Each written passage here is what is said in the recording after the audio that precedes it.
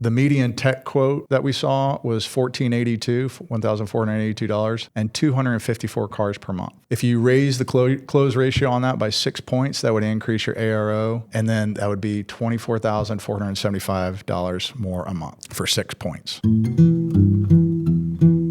The following program features a bunch of doofuses talking about the automotive aftermarket. The stuff we or our guests may say do not necessarily reflect the beliefs of our peers, our sponsors, or any other associations we may have. There may be some spicy language in this show, so if you get your feelings hurt easily, you should probably just move along.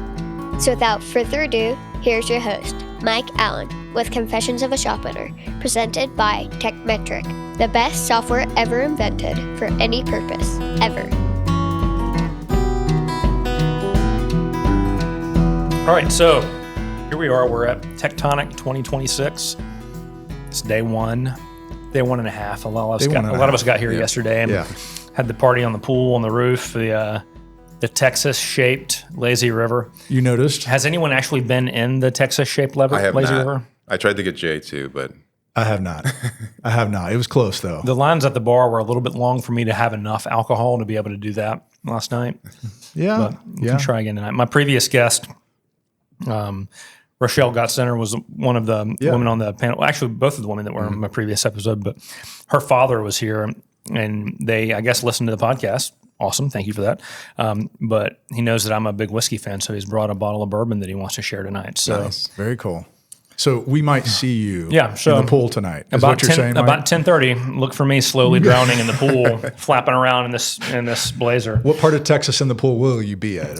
Is southeast or? If I get in on the Panhandle and come around with that direction of flow, I'll probably drown by Houston. There you go. So, smart. Yeah. Smart. No, the party was great. Really awesome. Great event. It was really, we were very impressed. Everything so far about this has been incredibly top notch. Yeah. I mean, next level production value and organization. Food's been great. Mm-hmm. So I'm really impressed with it from start to finish. I will say last night, I did like a 30-minute breeze through at the party. Yeah. I love small social gatherings, like 15, 20 people. I love it. That's my element. A couple hundred people, I get a little overwhelmed. Yeah. And I'm just like, I'm going to go sit in the corner. So had to take a little break. I did actually. Went back across the bridge and sat down over by the little fire pit. And talked to my kids for a little bit, and nice. And then I went to the turtle races last night. So say that again. Turtle races. It's funny. You might think that I stuttered. So I thought I heard you wrong. I thought I had to hear it. I thought it was me. So the promotive team invited me to go with them, and there was a place called Little Woodrow's. I guess there are 5 or 6 of them around the Houston area, but the Midtown bar, it's like a neighborhood bar. They've got lots of porch swings hanging up everywhere, and cornhole and giant Jenga and all that. But this specific location in Midtown, every Thursday night for 18 years, they have turtle races. And they paint numbers on the back of the shell of 10 turtles. And they each have like bios and like cheesy names. Like Timothy Chalamet was one, and Chalamet. Yeah, they're all different turtle, puns. Yeah.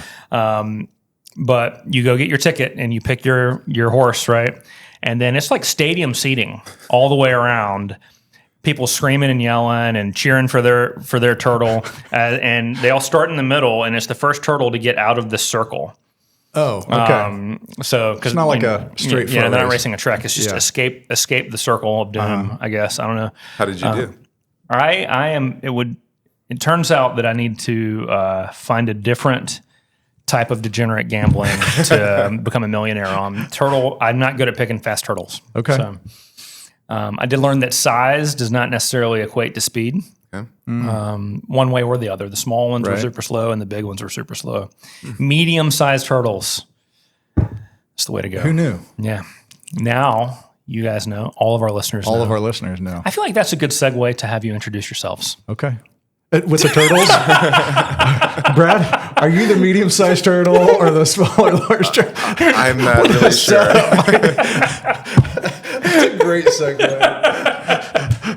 Oh, mercy. Well, I'll start since I took the bait on that one. My name is Jay Power. I'm the CEO of OktoRocket. Okay.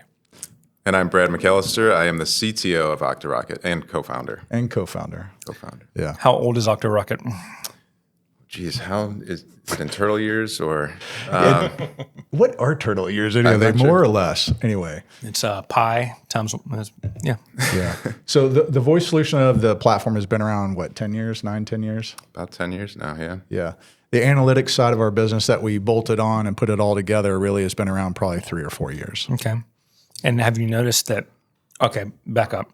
Yes. Explain what your business is to our listeners who might not be familiar. Okay, so the way I break it down, and I break it down to kind of key 3 things, because there's a lot of features that we offer within the platform, which is what happens when you grow up in shops and shop owners ask you to, hey, can you do this? Can you do this? And you listen and you build those things.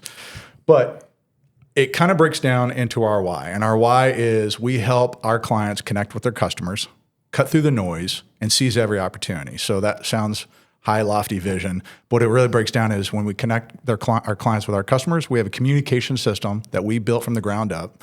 Voice, text, communicates through our platform. Service advisor can get in it, handle all the customers, see everything about their customer, right? So it's the communicators, how they connect with their client. Our goal is to make our clients expert at their customers when they call in, every interaction, right? Okay. The second piece, cut through the noise. That's the analytics side. Hey guys, Carrie Lynn with Turnkey Marketing. If you are looking to increase cars and you're looking for the right demographic to go after, you want to get the right people who need auto repair right now, then give us a call. We have a service called Direct Track, and it utilizes AI to find people in your area who are the great demographic that you want to go after, have raised their hand and opted in saying, I need auto repair help right now. We send them an email. As soon as they open the email, we then get their physical address, follow it up with commercial ads on all their streaming services like Hulu and YouTube and ESPN, Fox News, all those different things. And then we also get their physical address and we start sending banner ads and display ads to every single device in that house. It has been incredibly effective. It has made shops seem like they're everywhere to those people who need repairs right then. And I mean, I'm telling you guys, the return on investment has been huge. So if you want to increase car count, you want to get great people in the door, give us a call or reach out to us and ask us about Direct Track marketing. My name is Alvin. I'm a mechanic here at FS Automotive. With Tekmetric, I can do a complete DVI, which is the visual inspection. Take a picture, send it to Miss Wendy, the service writer, and then she can inform the customer and she can send over the pictures I saw. So basically 3 sets of eyes on everything. So it kind of makes it easier on both sides for the customer and for the mechanic as well. So it kind of really bridges the gap. And like I said, customers feel better with it. A lot of people are honest, but there's a lot of dishonest people out there. I'm just going to go ahead and tell the truth, shame the devil. Anyway, but with Tekmetric, you kind of eliminate that questionable area, that gray area, I guess you could say, because they can see what you're seeing and then they feel more comfortable with it. Overall, the system is jam up. I love it. We all have data. We all have reports. It gets overwhelming, frankly. And owners don't have a ton of time to do a lot of things and figure out what things are going on. So our analytics really allows them to put in projections, goals. They can see whether or not they're going to hit their goals. We work with a lot of coaching companies, and they use it with their coaches to help the shops do better. That's the analytics side of cutting through the noise. We help them see their business in a new way, and they can actually go in and say, hey, I want to see these metrics all comparison so I can see whether or not these things had any correlation to them. And the last part is the CRM side of our business, where we do campaigns, voice, email as well. Email, SMS, and voice campaigns for us that give the advisors automated tasks, things like that, so you can follow up on with customers. And so to use any of your services, you have to, at a base level, use your VoIP service. Is that right? They're all in different packages based upon what the shop needs. We service shops that are, a mom and pop. We actually just talked to one. They're using their cell phones literally for their business, which we see. That's a way. And we have franchises, we have MSOs, we have lots of different types of organizations that use different pieces. So a lot of times what we say for the shop owner, if they're coming in, they say, hey, what do you guys do? And we ask them more about their business. Mm-hmm. What are you using? What are you doing? What do you need? And sometimes just having analytics to actually see the data and what it's doing gives them an idea of what they need to do next. So we don't advise a bunch of irons in the fire. Don't throw everything at it. like, hey, start with something first, at least get visibility. Visibility shows you a lot of what you need to do next. And then we can figure out the other pieces. But everything is modular. You can add it on, select it in a package. And then we also do a lot with our solutions where we also provide to different like marketing companies, coaching companies, the analytics, call tracking, inbound. We do a lot of marketing conversion. We get a lot of visibility into the actual communication you're having that also connects with all the marketing you're doing. So a lot of shops will give their marketing company access to our software so they can go in and say, wow, okay, this is how the marketing is actually working. And here's what we can do with your campaigns and settle this up. So I work closely with turnkey marketing. Yep. I assume that you guys work with Absolutely. turnkey clients. 100%. Okay. Carolyn's great. Super. So two of my... Shout out to Carolyn, by the way, turnkey marketing. Isn't she just a total badass? The director of marketing service. She is a total badass. Yeah. I mean, she's an impressive individual. Absolutely. Two of my best friends in the whole industry are big songbirds for you guys. Harrison Rusk and Henry Rogie in Hartford, Connecticut. Love those guys.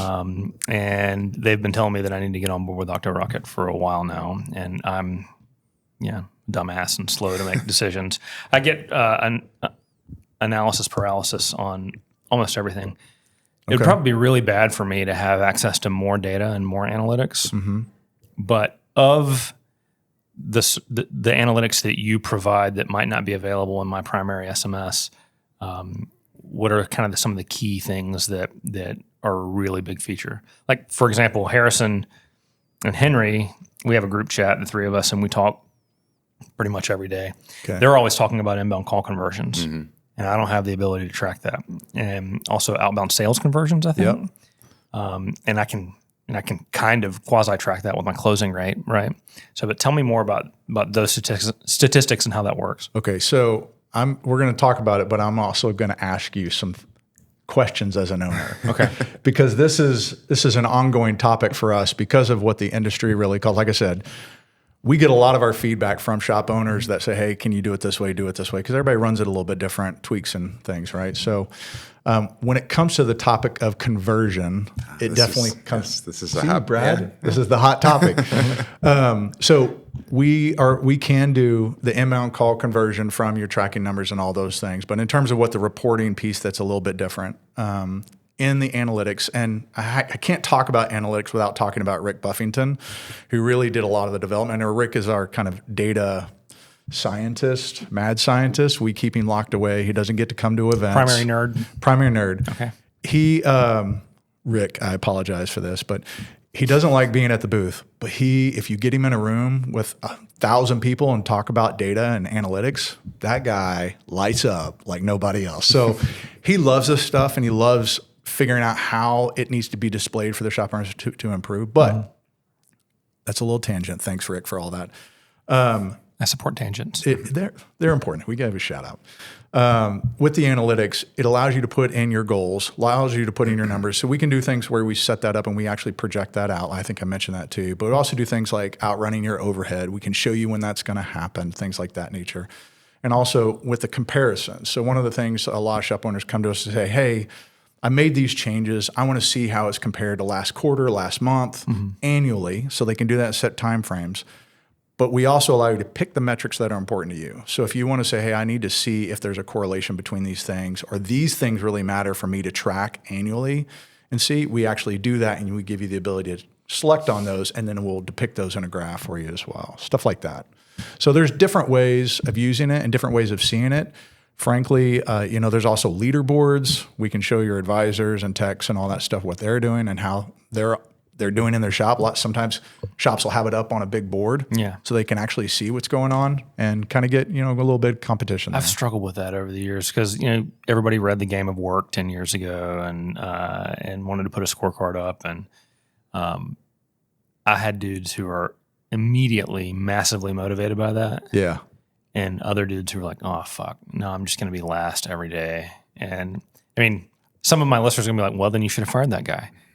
But I think it comes down sometimes to culture of the shop too, and how you're using it and how you're motivating your people. I definitely have seen it both ways. coming from enterprise sales organizations where you see it where every Monday you're putting the board up in front of everybody. And of course you have your sales guy who's like, oh man, I've seen this before, song and dance every month you're zero, every quarter you're zero, you start over, but yet he'll go out and just crush it, and do his own thing. And so it kind of works both ways. Honestly, it comes down to me when I think about it with our team. How do I help them just be successful? And does it help them be successful, or does it take away from what I've already been developing in the culture and the personalities that I have in the business? So we've kind of seen it both ways. Some people love it. They like that kind of competition on the board. And some people go, that's not going to work in my shop if I put that up there. It might be two different ways. Like for me, I'm very competitive and I'm driven and I love seeing the score. I want to know if I'm winning or losing, right? Yeah. And so when I was just a service advisor for my dad, there were 5 advisors on the counter. It was a big shop. And we're getting close to the end of the month and I'm in second place. I'm like out in the parking lot directing traffic into parking spaces and opening the door for them, that kind of obnoxious stuff that makes other advisors hate you, right? But at the same time, my wife is a pediatric dentist. She works in an organization that has like 100 practices. And so they have several hundred doctors. And they publish the average daily production by doctor in their internal newsletter. And that includes like all the orthodontist and the pedodontist and the generalist. And it is a demotivator for her. She's like, I don't want to see that. I'm going to do the very best I can for my patients every day until I've seen every patient on the schedule, no matter how late I have to be. And so she's internally motivated by quality and pride in what she does. And she's demotivated by that. So we're the two ends of the spectrum. Yeah. Well, so this is a bit of a soapbox, a bit tangent rabbit trail here, but one of the things that sometimes leaderboards can do is mask management. Mm-hmm. And I'm a big believer that management is, you're fortunate to lead people. You're fortunate to manage people because they're putting their livelihood in your hands, and you can either help them be successful or you can cause problems for them. And sometimes leaderboards don't show that because the leader themselves are ultimately responsible for what's on that board. Mm-hmm. Deming was one of the people I read a lot about, and the lot of stuff he breaks down is basically like it all boils down to management, process, and management. And that might be the person doesn't need to be successful at your organization. They could be successful somewhere else. Yeah. What do you tolerate, right? And so I think in that case, it really comes down to, are you owning what's on that board as a manager, as a leader, as a GM, mm-hmm. so that it's not just their problem. It's how am I coaching them? How am I training them? Where are they not being successful? And how can I help them be successful? Yeah. And that's what we all struggle with day in, day out, is like, we just have to own that stuff.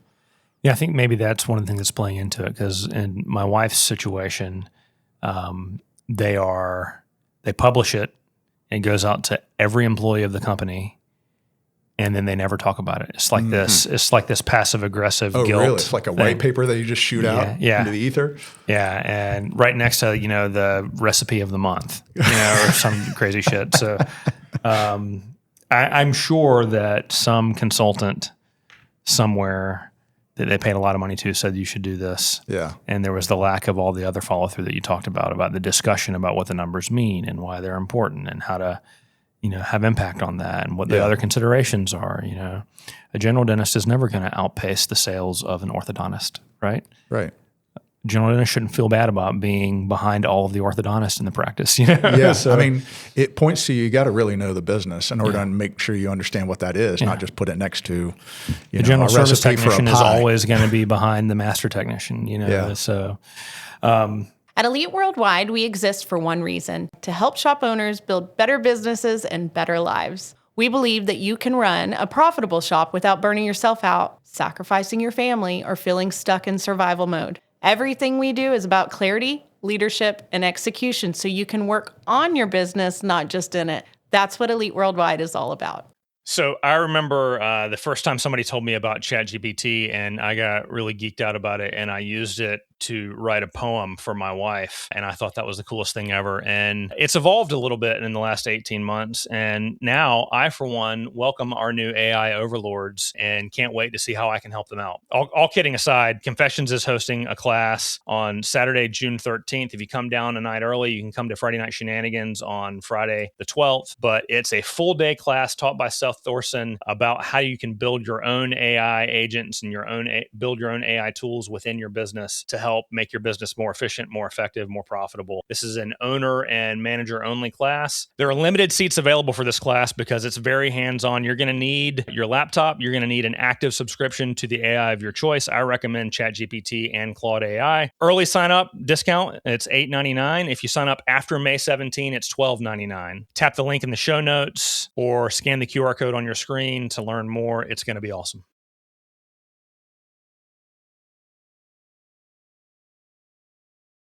Did I answer the question you asked? I don't know. I don't think so. I don't think I answered it. We were talking about Call conversion. conversion. You got out of it. So this is why I'm coming back, Mike, because this guy skated right by it. So you asked about conversion, and we can show reports and stuff, but this has lately come up because we talk about conversion. Do you want to? Yeah, I can cover it. So right now our report is call conversion, first time call conversion. And the current metric is, hey, are you a first time caller? We know you're a first time caller. We've never seen your number in the system before. We connect that to, did we get an appointment? Did we get a repair order? We don't currently track how many dollars in that report were generated from that conversion. So we've been going back and forth. I'm like, that's a marketing conversion. We need a sales conversion version of the report. Mm-hmm. So we are building that, and it will be available. But curious to get your take. What type of conversion is important to you? So marketing conversions are important, right? My job is to make the phone ring. Yep. The service advisor's job is to convert a ring into a car in the bay. Mm-hmm. The technician has to convert the car in the bay into findings and needs, right? That then the advisor has to sell and collect. So there are lots of different conversions along that trail. The first and most important, I think, is converting an inbound call into a car, right? And ultimately, I think an appointment is probably enough because the no-show rate's pretty low now. You don't have a ton of people that are no-showing appointments. I don't have a ton of people that are no-showing appointments. I don't know if it's a problem industry-wide. What are you seeing with the pool of data that you have access to is the average first-time inbound call conversion rate? I haven't. Go ahead. It ranges from, if we're doing marketing conversions here, anywhere from 20 to 40%. Okay. First time is what I typically see. Okay. So it takes 3 to 5 calls to generate a car. Mm-hmm. So from an owner's perspective, I would say, what can I do to lower that number to 1 to 3? Mm-hmm. Is that the quality of my marketing spend? Am I advertising more intelligently and getting better qualified calls?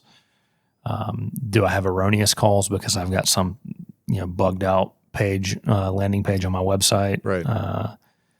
So how do you help? So it's not your job to help people increase that number. You're just reporting that number, right? But we do provide the tools to help with that, because in that report, you as an owner or manager can go through and listen to those calls that didn't convert and be like, well, was it somebody looking for body work and we don't do body work? Or was it somebody, they called the wrong number, because of the way the ad was structured? So we can definitely give you the information to fine tune that. At the end of the day, if it is a sales problem, we're not going to solve that for you, but we can at least show you, what the outcome was of that call. Yeah, and I think from my perspective, it was coming from the line of questioning of logistically, how would you use it during the course of ownership of the shop or talking to your people? What thing are you looking at to then go, okay, I'm looking at conversion, marketing conversion to a car, and that's a metric that I'm going to use as a KPI with my advisors, and I'm going to be able to talk to them. And then from the second side, how would you use that just kind of during the course of operation of the business? And so it sounds like you'd break those up essentially between advisor and technician for those types of conversions. Well, I think, from a marketing perspective, it would be, I want to know how many calls from my direct mail piece equals one car versus how many calls from Google Ads equals one car. Yep. versus how many calls from my community outreach efforts. Yep. You know, and then it's for each of those funnels or however you want to phrase it. I don't know all the right buzzwords, but for each of those avenues of inbound calls, what's the average repair order? Right. What's the customer retention? Are they one and dones or do they stick? Yeah. Because then I can find out, well, my spend through this avenue to get a car that sticks and spends money, I'm willing to spend a lot more money there. Acquisition cost. Yeah. We actually have within the customer information that we gather and build basically a customer detail and journey. You can build reports off of that and tag different customers. And I only bring this up because one of our Euro shops came to us and he said, I'd love to, I see the inbound calls converting to these things, but I'd also like to tag them and find out, did that ad bring in the type of car that gets me the higher? Yeah, I want a quality score. Yeah, so it was Land Rover. He was asking, did it bring in this type of Land Rover? And so you can actually tag that and do it. We were looking at that, but I thought it was interesting thinking about it. Not only did it convert to the car that makes you the most money? Yeah. So doesn't matter if a bunch of people with Bugattis call my store. It's not going to make any money for me. So, or 93 Chevy Corsicas. I don't want those either. So, get me in the sweet spot. Who wants a Chevy Corsica? I'm trying to think. Are there any left? I don't know. Maybe down here. Probably there's no Rust down here out west. Yeah. So maybe. Still don't want it. Yeah. I think you have to never, sorry. If you're driving a Corsica, it's because you don't have a choice. Yeah. Tell us in the comments. Yeah. Do you still have it, and why'd you get it? Yeah. 704 confess. That's right. 704 confess. So I'm doing a coaches panel tomorrow morning, and it's got 8 different coaches from different coaching organizations around the industry. And I'm going to ask permission. I don't know if they're going to let me do it or not. I probably should have asked the day before. They're kind of busy, but I'm going to sit down with my phone and put it down on the table next to the chair, and I'm going to say, "Okay, guys, 704 confess. Text in your questions that you want these coaches to be asked." And that way, it's not like, hey, somebody run a microphone over to them because they get a stupid question. I don't want to read it. Right. You can just scroll. Or if they're just going to talk forever, Yeah. I might not have time, right? You got 8 different coaches on there. An hour's going to go by quick. But if I have some extra time, send me your zinger questions that I want to hear about. Nice. So that's good. Well, the panel today was fantastic too. I thought it was really good. Yeah. I mean, really good, insightful stuff. Yeah. It's really. The dude from Christian Brothers was very quiet. He didn't. It's like he was a bit when he said that about the question he was worried about. Boxers or briefs? Yeah. I was like, man, I did not expect that one. Yeah. So well, and the weird part is right after the mics went off, he said, and the answer is commando. Oh, did he really? No, he did not. I think he did. I totally made that up. I think he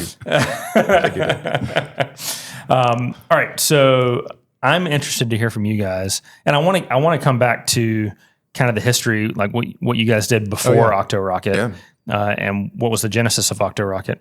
But first, you're telling me that you guys have had the ability to analyze a very large pool of data across the industry over multiple years. Can you tell me a little bit more about that, and what are some of the interesting findings you've got there? Yeah, sure. I've got some pulled up. This year, we're releasing it's an industry report. Okay. It is a little bit unique in that we're pulling in shop data from our customers, as well as some communication information. And when you think about doing communication, CRM, and the analytics of the business, we can see some really interesting things and try and make sense of it. And of course, Rick spends many hours in his office with the door closed, walking back and forth, pulling his hair out, but loves it. But basically, I pulled together some reports and some data just so we can talk through it. But the way that the report's going to be structured, and we're hoping to release this Q2. If you don't mind, I'll do a shout out. If you go to our website, OktoRocket.com, OktoRocket, or as we like to say, it's okay to rocket. It's okay to rocket. Mike, you knew it was coming. No, I didn't see that until now, and I love it. I fucking love it. I'm never going to not unsee it once you see it. Rocket, yeah. But there's a link for industry report. If you sign up, we'll send you the report when we get it. And the thing we're also going to do is when you go to the page, it's going to be reactive, that you can actually put in some of your own data from your shop. So if you're not a customer of ours, you can actually put in your data. We'll show you where you are in the rankings and also tailor the report that we're going to send to you. So we're trying to make it more more kind of like a calculator, you can actually go in and say, okay, well, where do I rank, right? What is important to me because different shops have different things that are important for them to look at. But we're essentially going to break it up in 7 different ways by percentile bands, revenue tiers, tech count, staffing, gross profit bands, effective labor rate, and regions. But I brought some that are essentially a couple of call outs from 2024 to 25 and some other different regional things.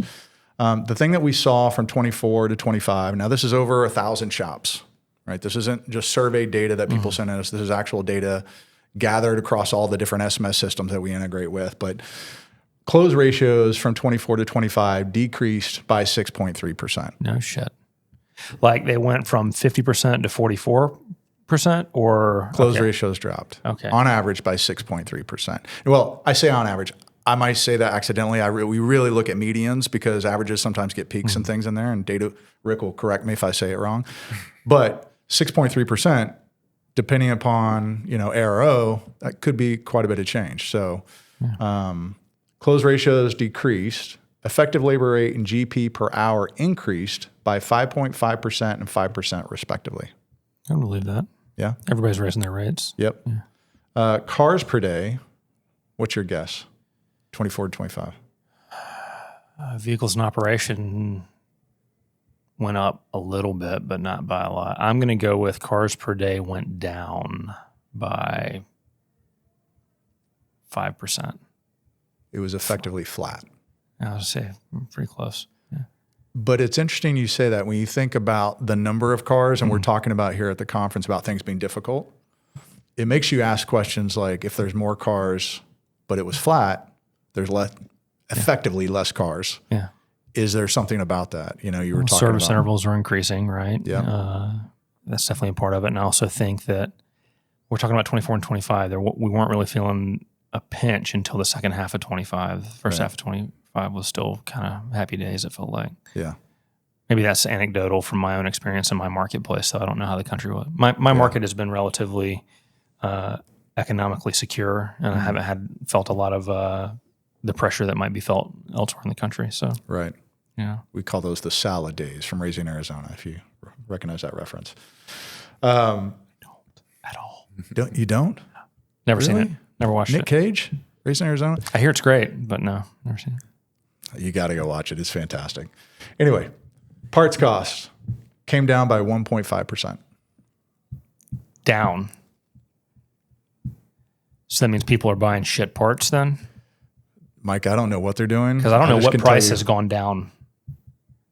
Yeah. I mean, you're looking at the data. I'm looking at the data. I'm just telling it how it is out of the data. But Wait, so that's a percentage as a percentage of the retail cost of the part, right? So that might mean that they're cranking up their margins. the cost, Yeah. and then margins went up. Yeah, so maybe they got aggressive on their parts metrics. Yeah, which one of the finders in here is about parts cost control. The number one driver of GP we found was just parts cost control. Interesting. Labor costs went up by 5.3%. That sounds low. Jesus. Yeah, it does. I mean, there's certain areas definitely, and I mean, again, this is regional and across American. That's just me being jaded. Don't worry about that. That's right. I mean, looking at it, the thing that we really come to is that the close ratios is the biggest gap. And how do we do that? How do you increase close ratio in your shop to improve things? But that was kind of the biggest thing. As far as regional performance, the highest we saw was out of Euro in the Northeast.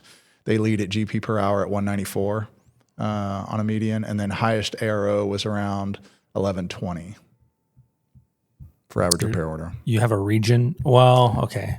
But you think about the type the type of shops that use OktoRocket are not typical shops. It depends. We do have some that have high-end stuff that they go through their shop, so high ROs. Yeah, I would say that an OktoRocket client shop is already better than average to be looking for tools like that. Yeah, if they have analytics, they're trying to understand their data. Yeah. Okay, so back up to the closing rate because that is a big variance, 6%. You said that it went down 6%, but it went from what to what? I don't have that for you. I just know it went down 6.3%. But it will Your be in the teaser report, will be Mike. in the report. All you got to do is go to OktoRocket.com and click on industry. So There you go. There you go. But out of that, when we look at the median tech quote that we saw was $1,482, and 254 cars per month, right? If you raise the close ratio on that by 6 points, that would increase your ARO, and then that would be $24,475 more a month. Yeah. For 6 points. I mean, 6 points of close ratio, 6% GP, that number adds up in a very big way over time. And that's what I feel like we're a window into a conversation we had with our team earlier this week. We had a full team meeting Tuesday night. So just a couple of points, move the needle a couple of points is going to make an enormous difference. Well, that makes me ask a question, because we provide a lot of the data.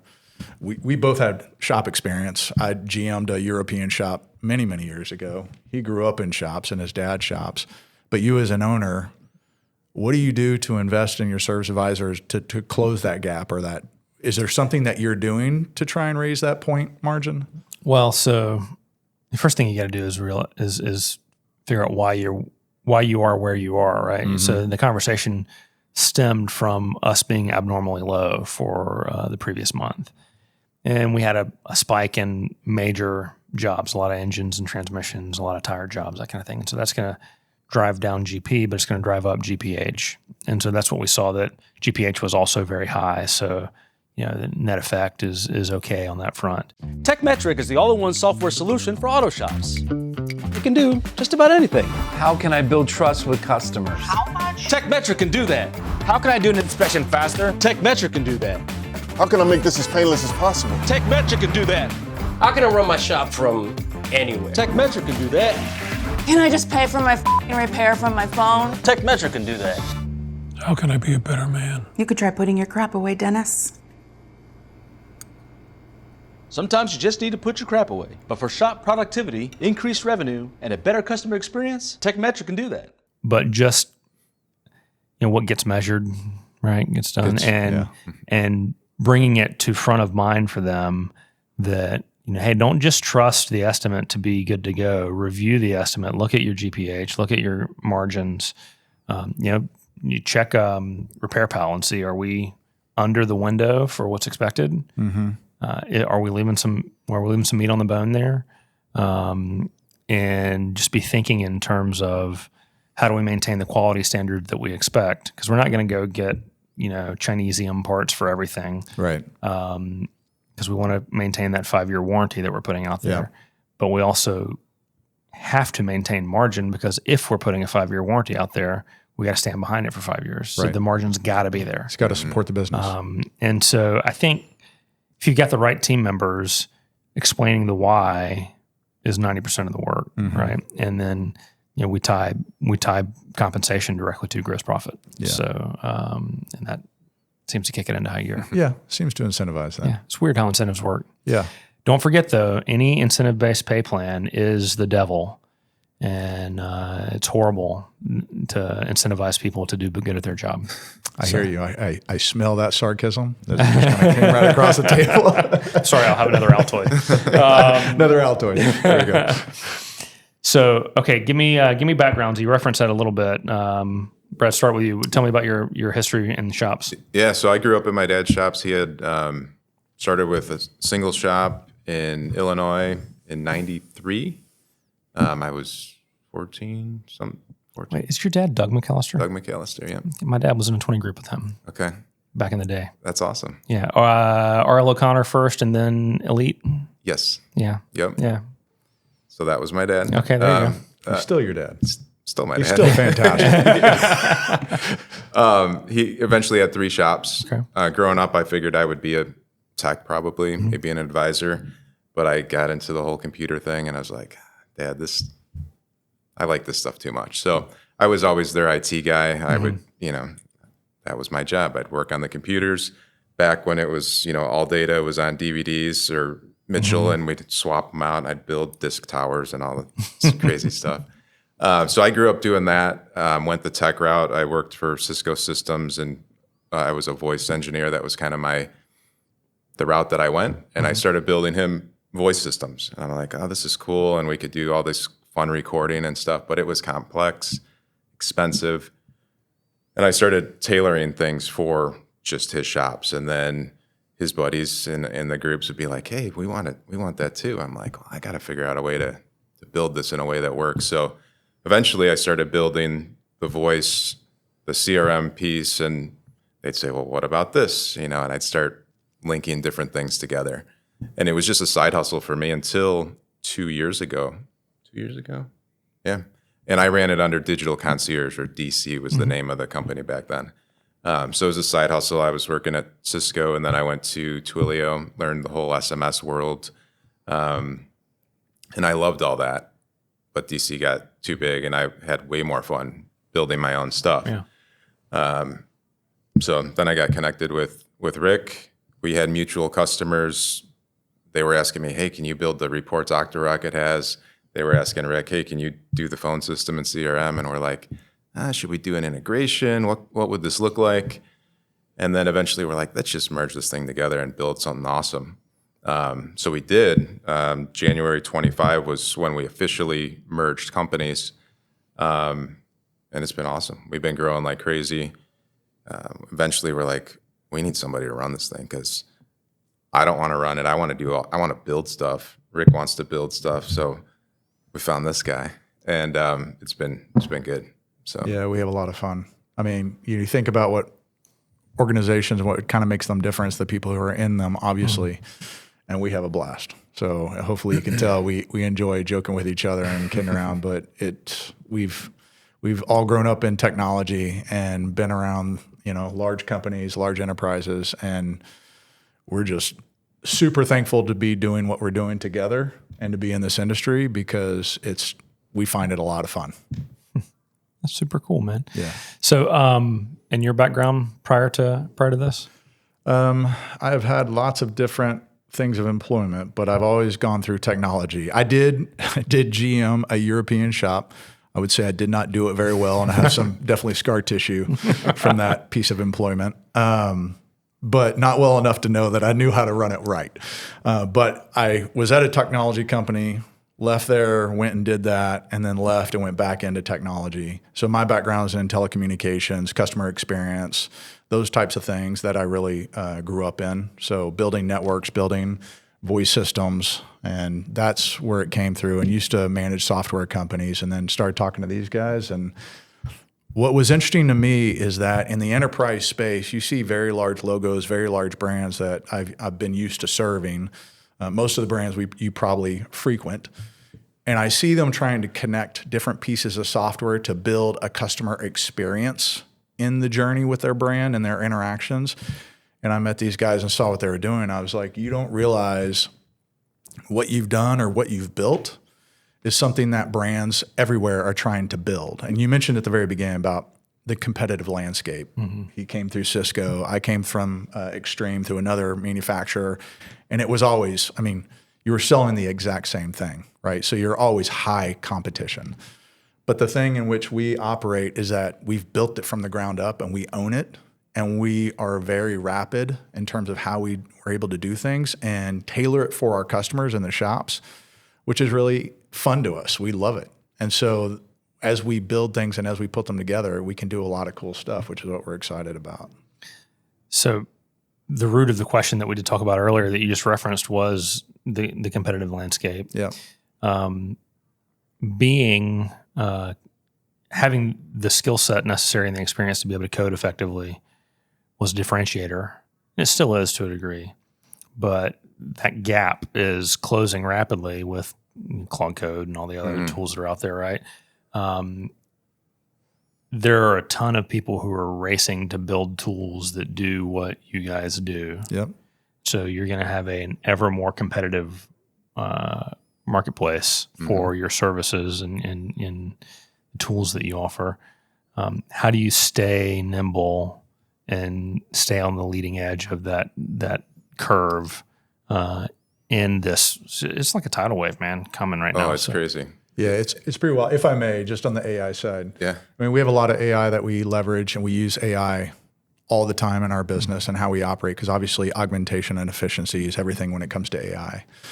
At the same time, understanding what it's doing and the why behind of what it can do, we leverage it, we use it, but you always have to be really good at what you do in order to check it, right? And as a software company, we're not going to put anything out there that we don't fully understand, fully leverage, fully use, fully understand from a risk perspective to our customers and make sure it's going to be a great piece of software. So yes, there is a convergence of AI being able to do things.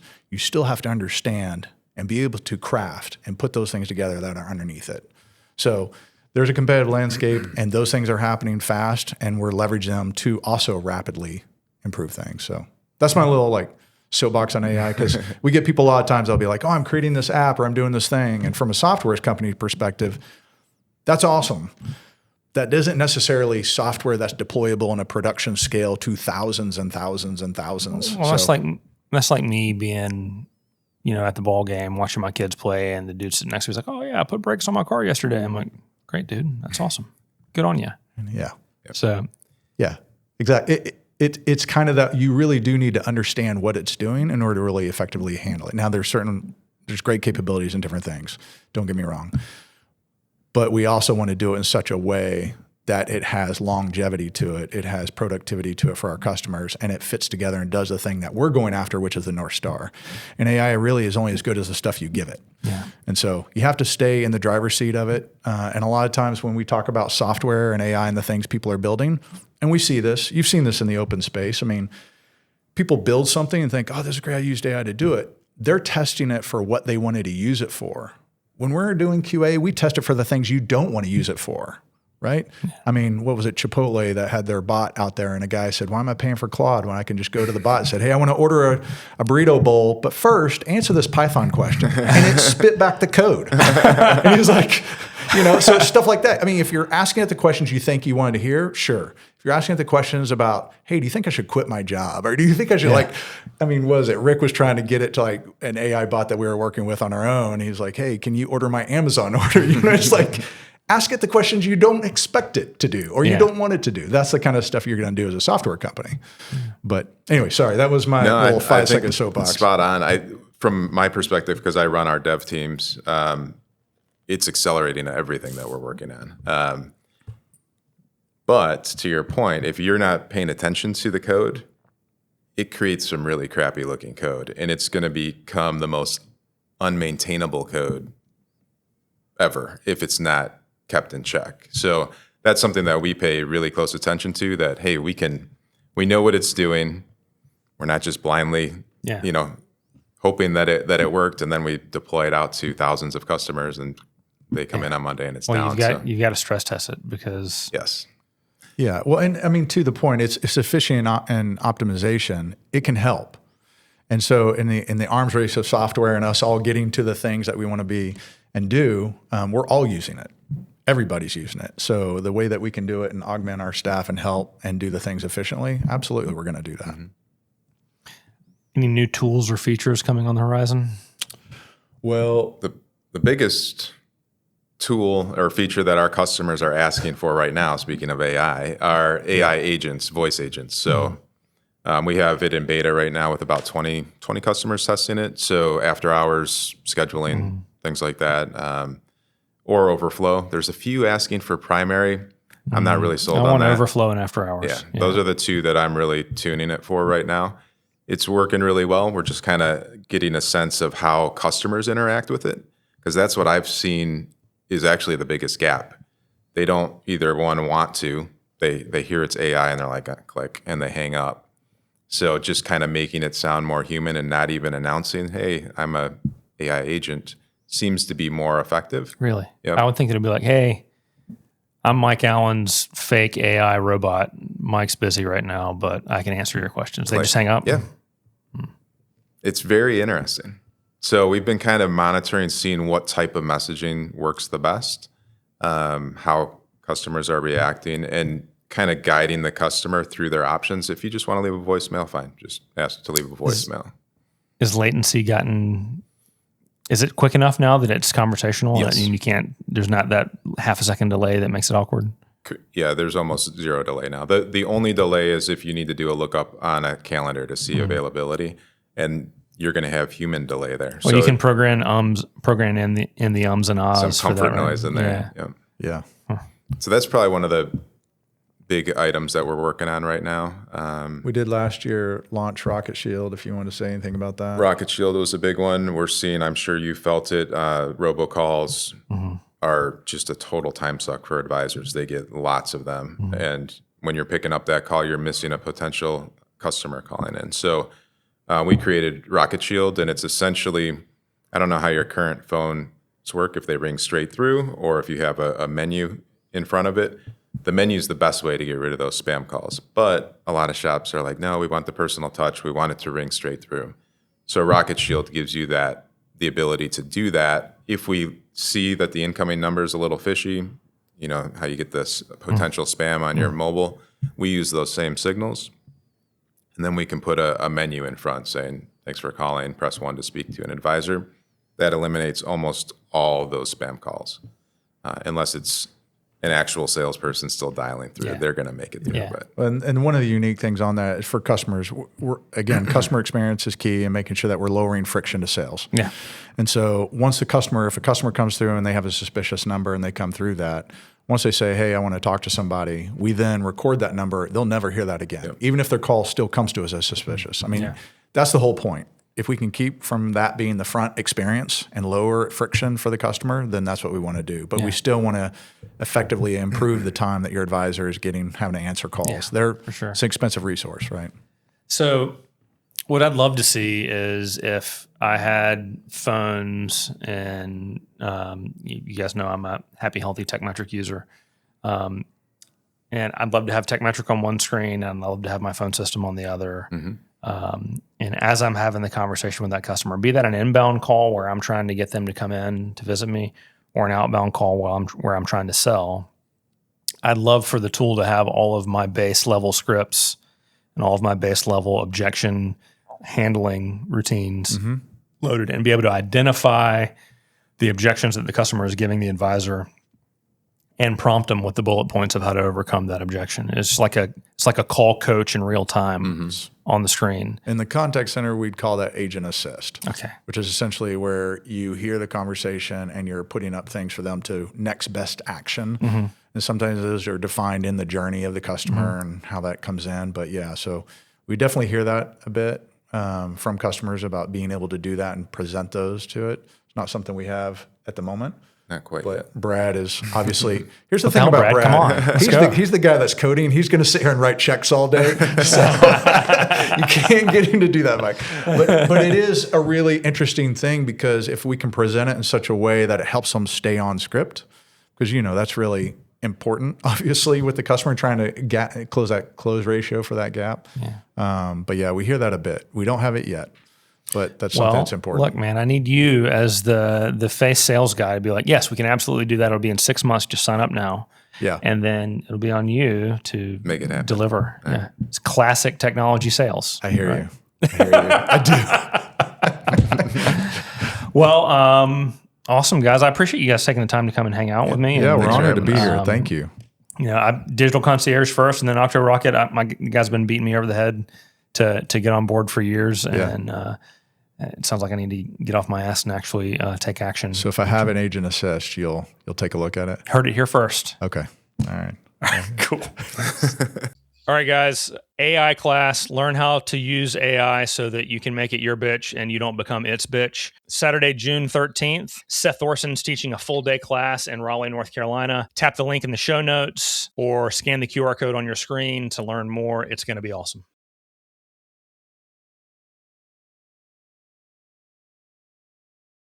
Hey, thanks so much for watching our video today. If you enjoyed this content and you'd like to see some more, you can click right here.